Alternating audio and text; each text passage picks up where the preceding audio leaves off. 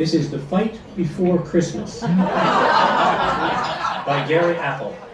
It was the night before Christmas, and Florence was pissed. Ed still wasn't home, a fine dinner he'd missed.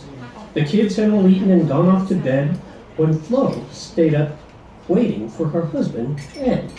Ed staggered in at 11:08. The boss called a meeting. I'm sorry I'm late. The trains were not running. My car had a flat, and he went on for 23 minutes like that. Flo said, sit down and I'll warm up your meal. Ed said, you're terrific, and then ate a great deal. He finished the turkey, the ham, and the pie, till finally Ed said, I'm so stuffed I could die. He leaned back and yawned like a sleepy baboon when Florence detected the scent of perfume. She sniffed round the window, the houseplants, the dirt, but Flo soon discovered the source was Ed's shirt. Now, how about some sugar, Ed said with a wink. Then Flo hit him hard with a pan from the sink. Hey, stop! Are you crazy? Ed cried out in pain, but rather than answer, Flo hit him again.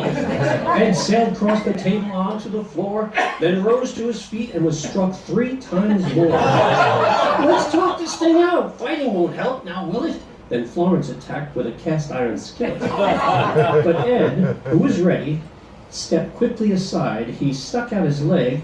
Flo went down and she cried. Don't cry, sweet dear, Florence, said sad, concerned Ed. Flo grabbed both his ears and smashed in his head. They rumbled and tumbled, they ragged and they ripped. They pummeled and pounded, they scratched and they tripped. They oomphed and they ouched, there were bangs, there were thuds. The room was soon covered with both of their bloods.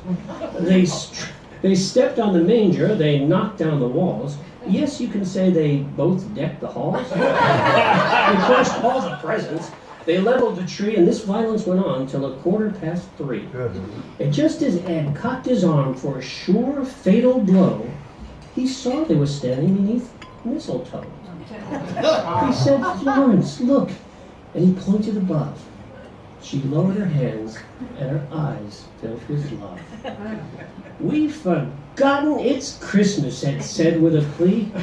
And for once in their marriage, Flo said, I agree. Oh, Ed, I'm so sorry I acted like this. And Ed lifted her chin and gave Florence a kiss. But while they were kissing, Flo reached for the tree and plucked off the star she had hung tenderly. As Ed said, I love you, and gave her a peck, Flo ran the star into Ed's fleshy neck. Flo stood there silent and watched Edward fall. She showed no emotion, no, nothing at all. But she quietly spoke as Ed's final breath fell. Merry Christmas, dear Ed. May you both rot in hell.